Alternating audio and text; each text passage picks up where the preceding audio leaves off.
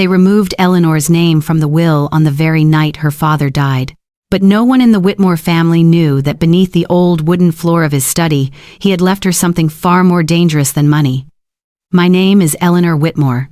For 38 years, I believed that family was the place people returned to when the rest of the world turned its back on them. Until the day I stood in my father's living room, watching my brother read the new will in a calm, steady voice, while my stepmother sat beside him with cold, dry eyes, as if she had been waiting for this moment for a very long time. My name wasn't in it. Not a house, not a bank account, not a single family heirloom. Even the small wooden box my father had once promised to leave me had disappeared from the list. No one spoke. It wasn't the silence of grief.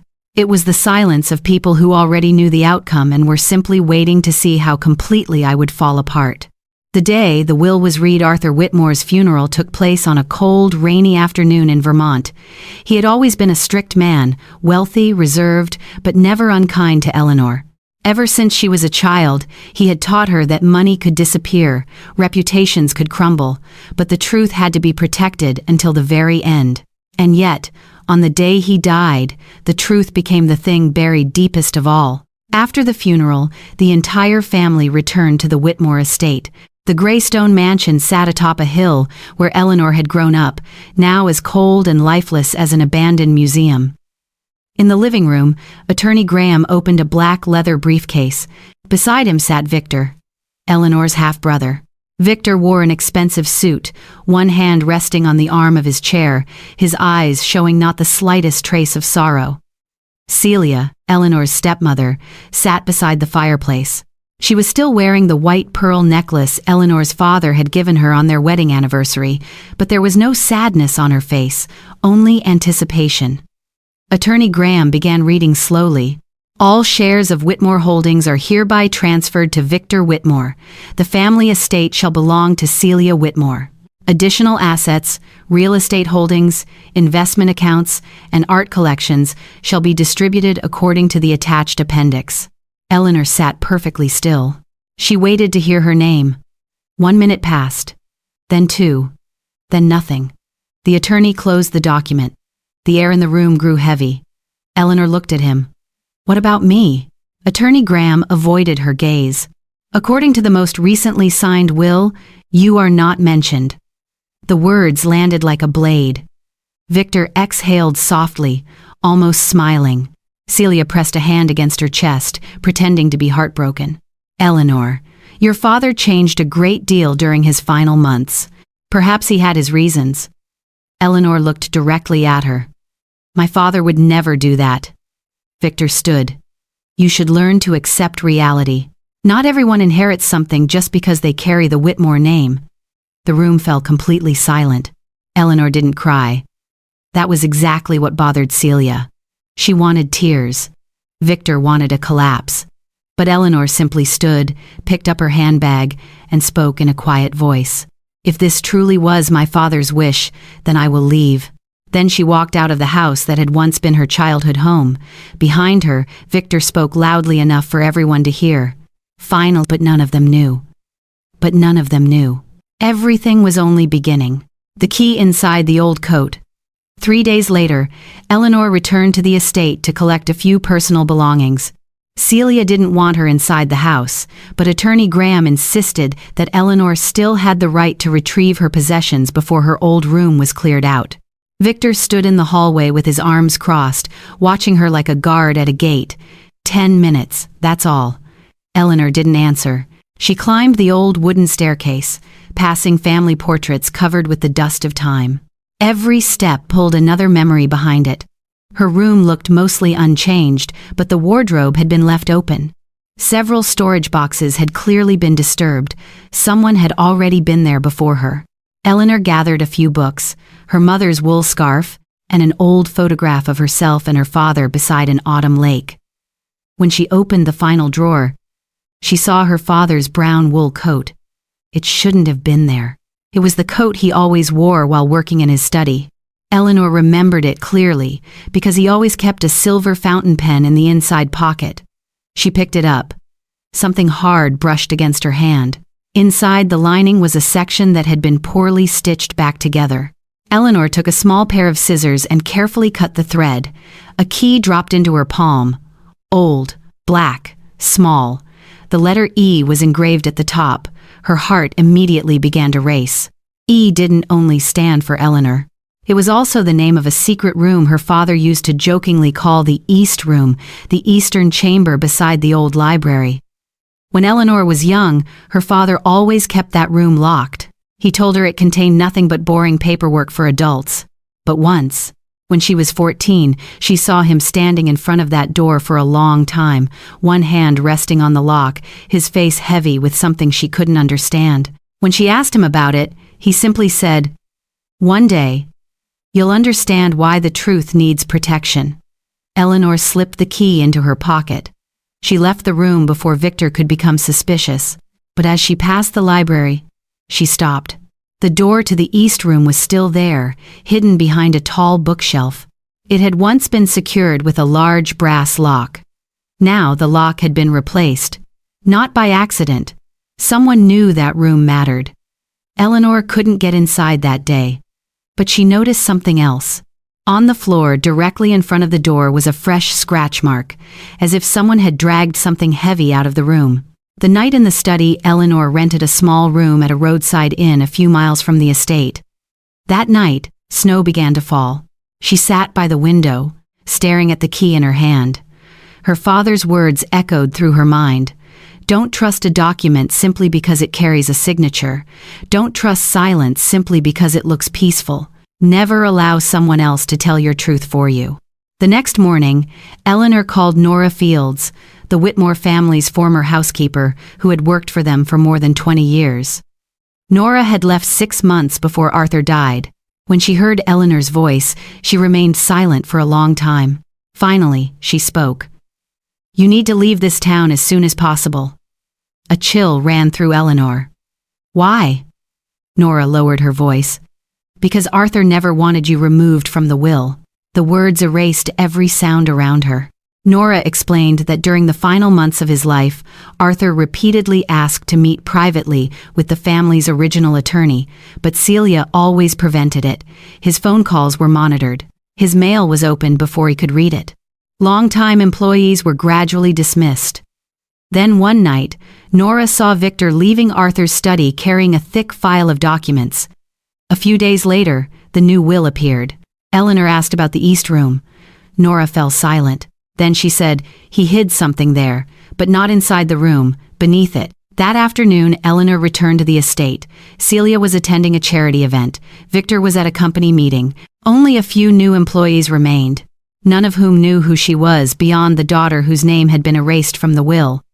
Eleanor went around the back of the house and used the old key to unlock an entrance through the greenhouse. It was a path her father had shown her when she was a child.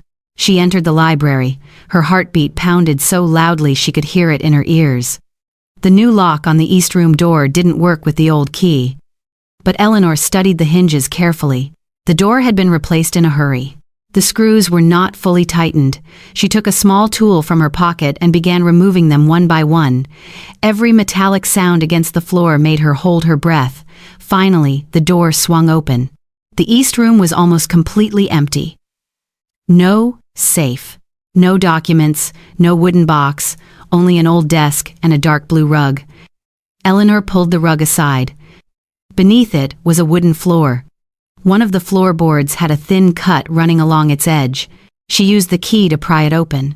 Underneath the floor was a small metal box. On the lid was a handwritten message from her father. For Eleanor, when everyone else has lied. The truth that had been buried inside the box were 3 items.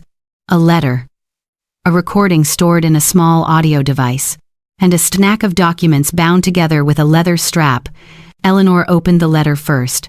Her father's handwriting was shakier than before, but every line remained clear. "My daughter, if you are reading this, it means they have done the very thing I feared most. They have removed your name from everything and tried to turn you into an outsider within your own family. I am sorry that I failed to protect you sooner, but I never removed you from my will. The real will was created many years ago, and in that document you are the primary heir of the Whitmore Family Trust, because you are the only person I trust not to use this wealth to harm others." Eleanor covered her mouth. Only then did the tears begin to fall.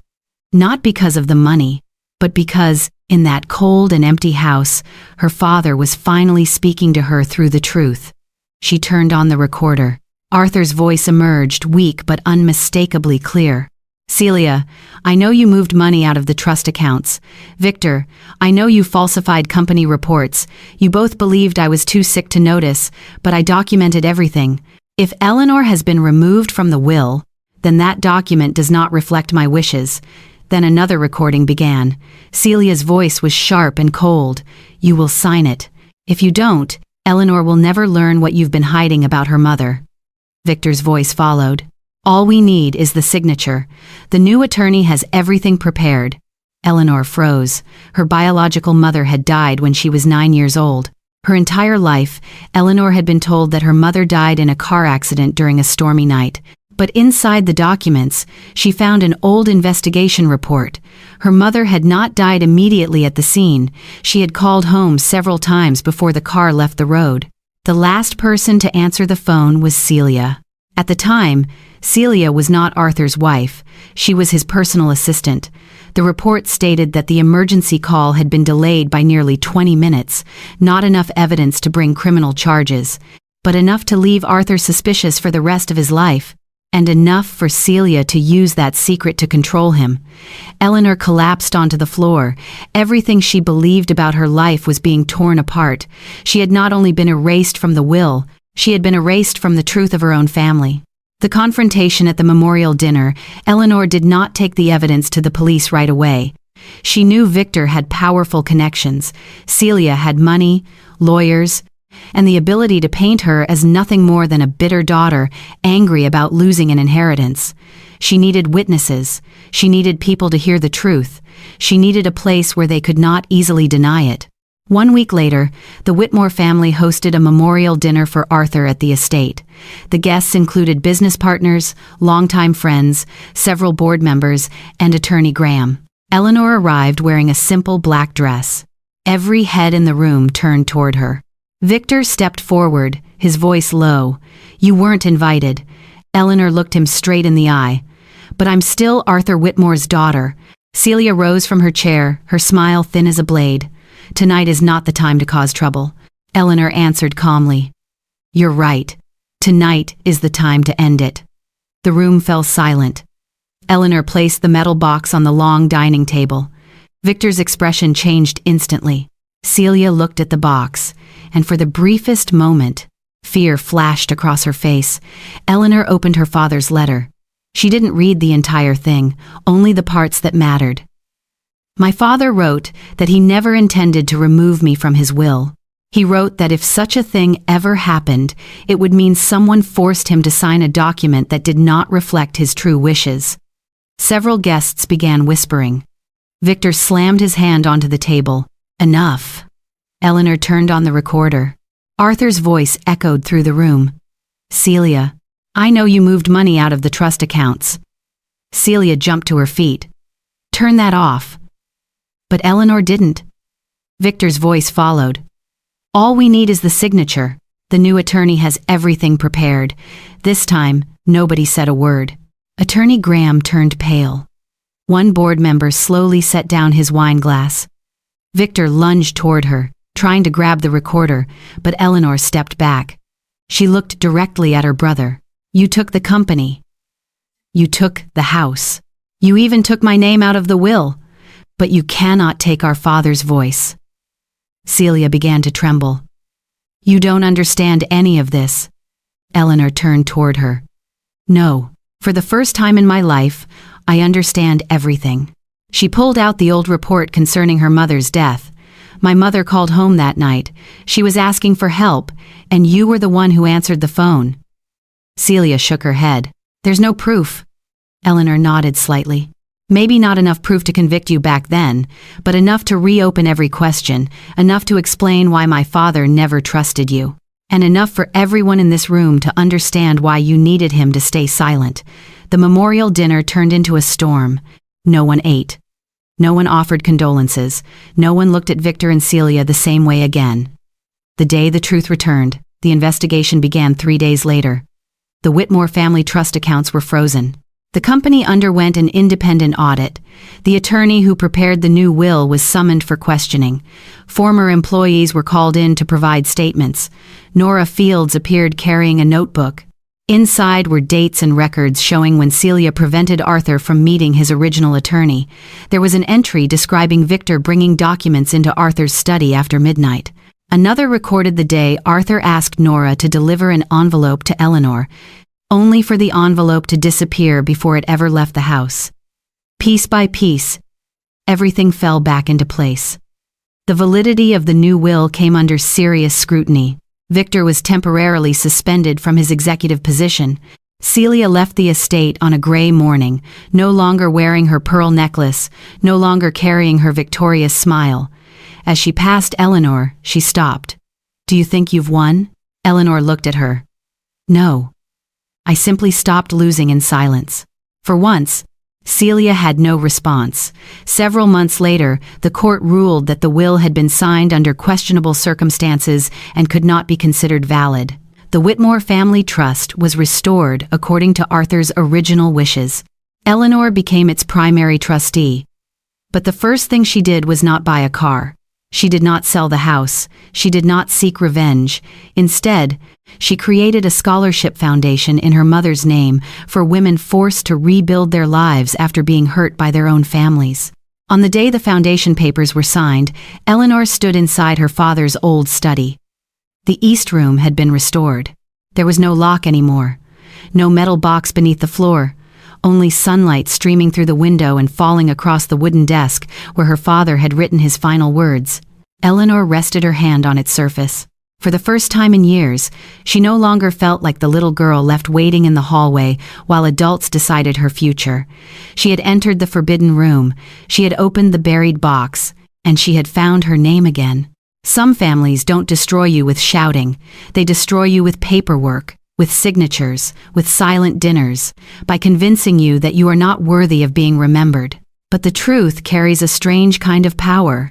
It can be locked away, hidden beneath a floor, covered by lies, money, and influence. But the moment the right person finds it, everything begins to change.